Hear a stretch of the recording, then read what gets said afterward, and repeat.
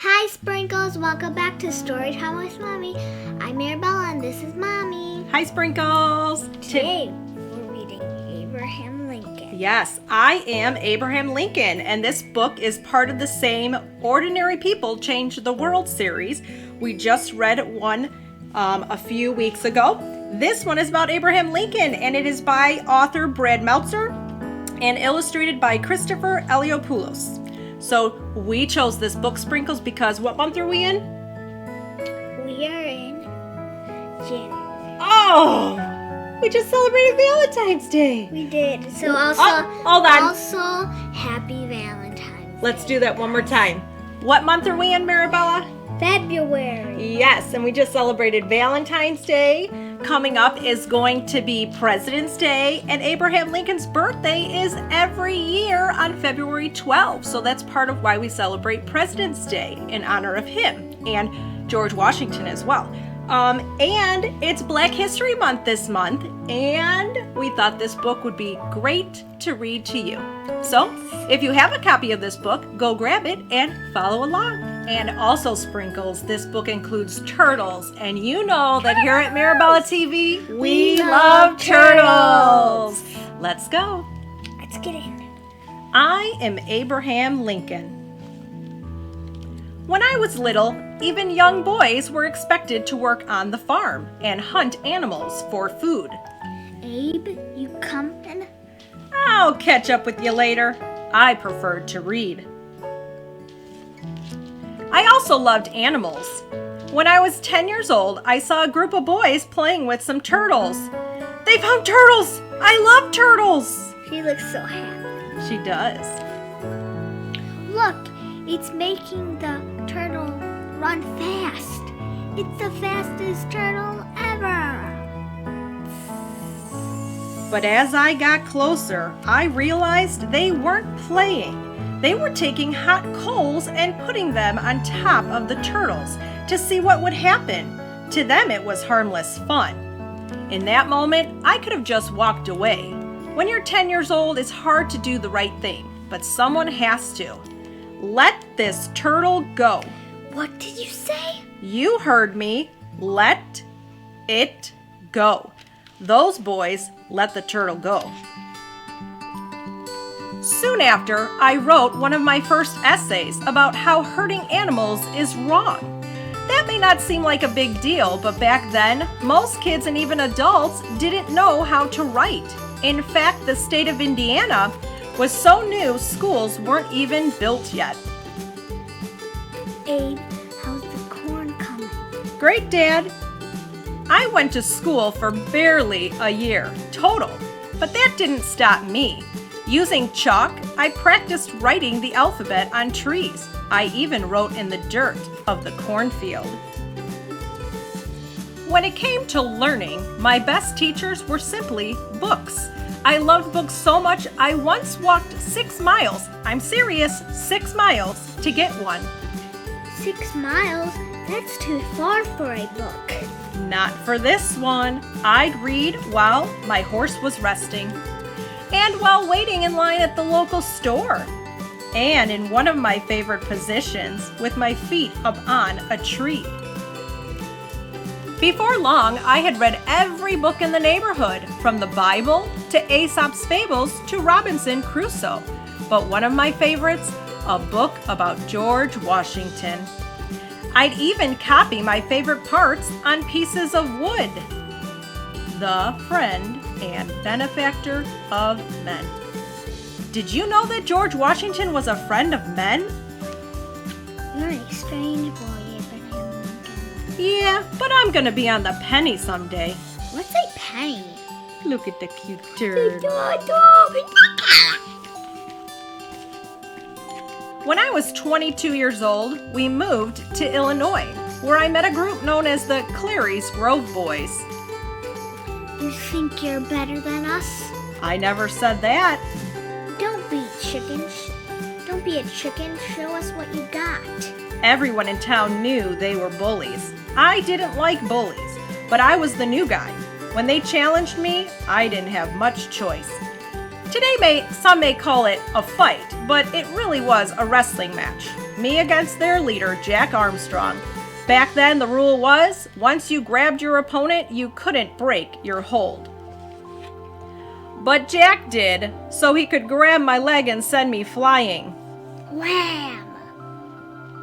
I wasn't mad I lost. Everyone loses sometimes. What got me upset? He had cheated. You didn't play fair. Maybe you want to fight us all. Within seconds, they all surrounded me. They were waiting for me to back down or to lose my cool. Instead, calmly and confidently, I told them, if I have to, I will fight every single one of you, fair and square. They knew I meant it. You're a strange kid, Abraham Lincoln, but you've got guts. You know I'm gonna be on the penny. What's a penny? Sometimes the hardest fights don't reveal a winner, but they do reveal character, especially when you're fighting for something you believe in. Still, not every struggle brought a victory. Years later, I saw a group of slaves chained together in a boat on the Ohio River.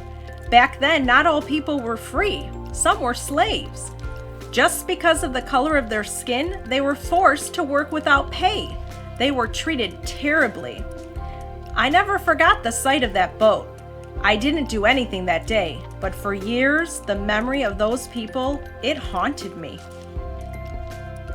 I was still thinking about them when I became president. I lost 4 elections before I got the big job. 4. America was facing one of the greatest fights in our history, the Civil War. One side wanted to let the slaves go free, the other side, we want to keep slavery going, and we'll fight anyone who says otherwise. If I had turned my head and looked away, I would have avoided the fight. But if I'd learned anything in life, it was this. When someone needed help, I wasn't so good at looking away. I'm sorry, I cannot allow that. Wait, I'm sorry. I'm sorry, I cannot allow that. What did you just say? You heard me. These people will be free.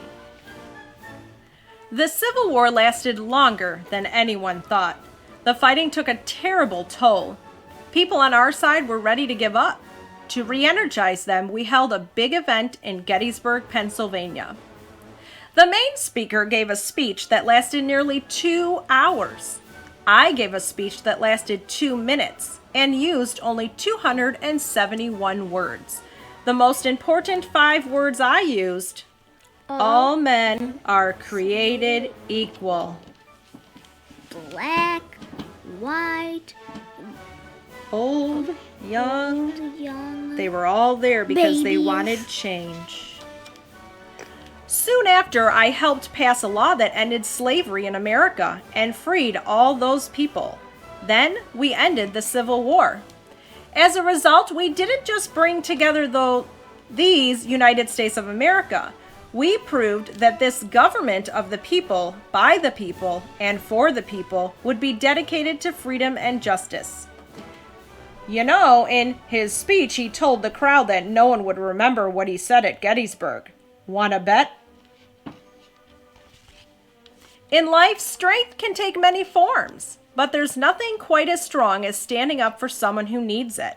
No matter where you're from or how little you have, one thing that can never be taken away from you is your voice. When you find something you believe in, use your voice. And when you see injustice, speak louder than you've ever spoken before. When you do, it'll never be forgotten. Look, he's on the penny. I am Abraham Lincoln. I will never stop fighting for what's right. And I hope you'll remember that when you speak your mind and speak for others, there's no more powerful way to be heard. And here's a photograph of Abraham Lincoln, and this is his quote: I am not bound to win, but I am bound to be true. I am not bound to succeed, but I am bound to live by the light that I have. I must stand with anybody that stands right, and stand with him while he is right, and part with him when he goes wrong. Abraham Lincoln. And on the other page here is a picture of him during the Civil War in 1862. Think he was a tall man? Yes. Yeah, and that tall hat that he wore made him look even taller. The next picture shows a replica of Abraham's first home found at the Lincoln Birthplace National Historical Park in Kentucky.